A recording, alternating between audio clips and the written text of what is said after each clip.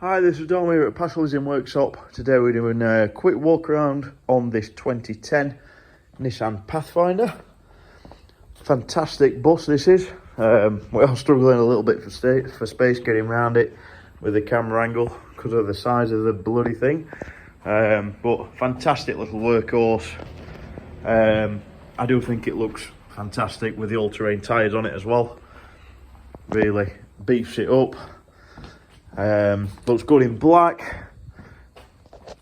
Lovely thing. The exterior is in, I would go as far as to say, you know, for the year it's a 59, so it's a 2010 on a 59 reg, and for that year I think the bodywork's in fantastic condition.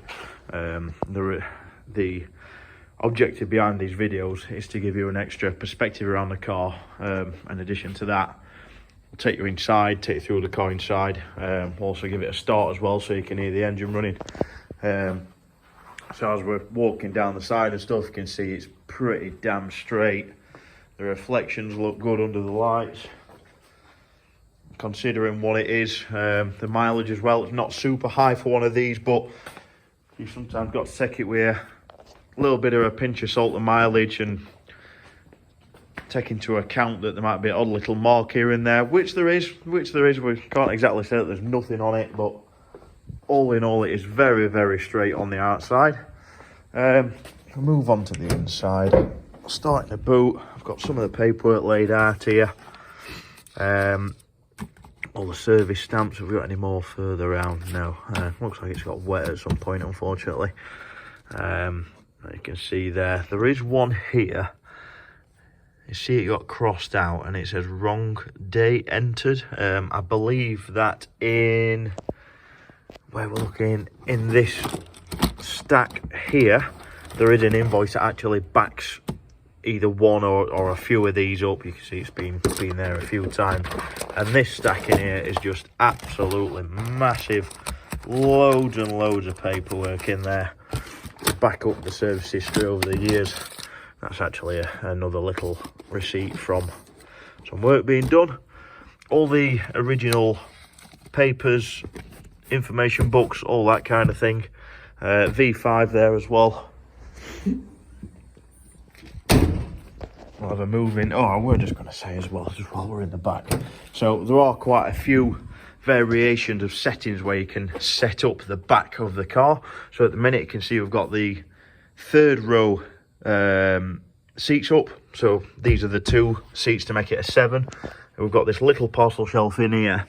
This one here is what would normally fasten to, if you just see these, that'll fasten up to there, and go up to just the middle row of seats if you was to fold these down.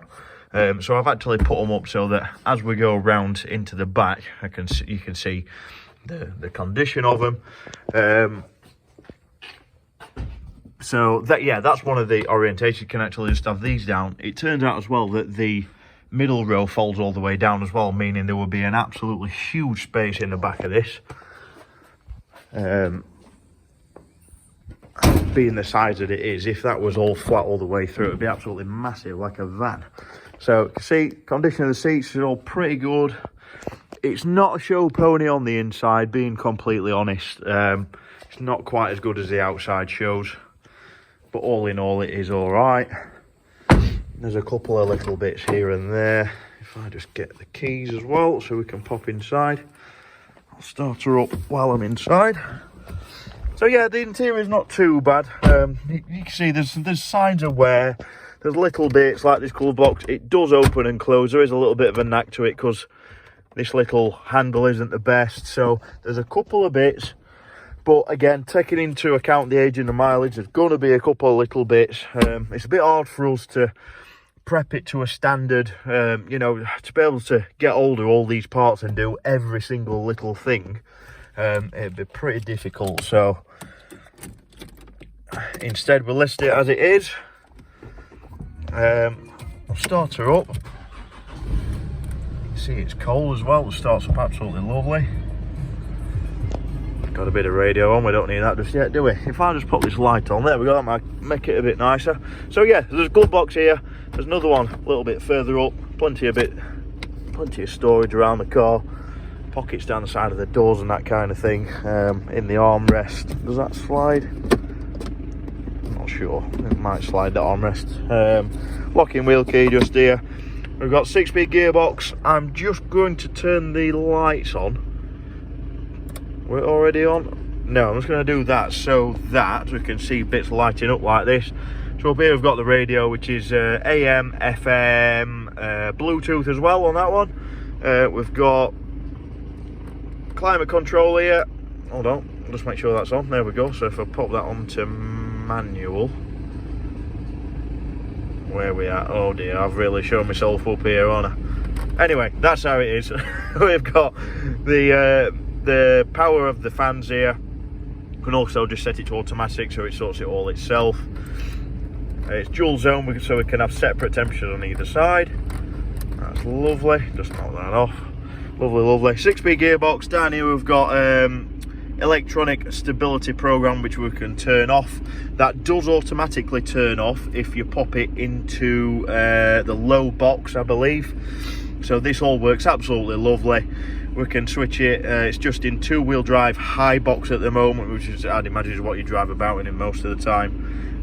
Automatic, I'd imagine it will sense that it's needing the front wheels to kick in and then be in 4-wheel drive. We can have it in permanent 4-wheel drive with high box, and then we can switch it all the way around to be 4-wheel drive in the low box as well, which is great for getting up steep hills and towing off of hills and things like that. I'm sure that you've all got your own use for it if you are looking at one of these.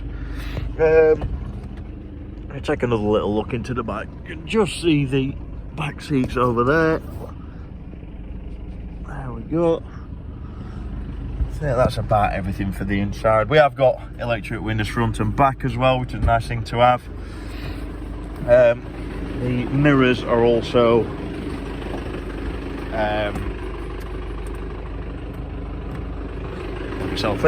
the mirrors are also electrically adjustable. You can hear the engine running a bit closer.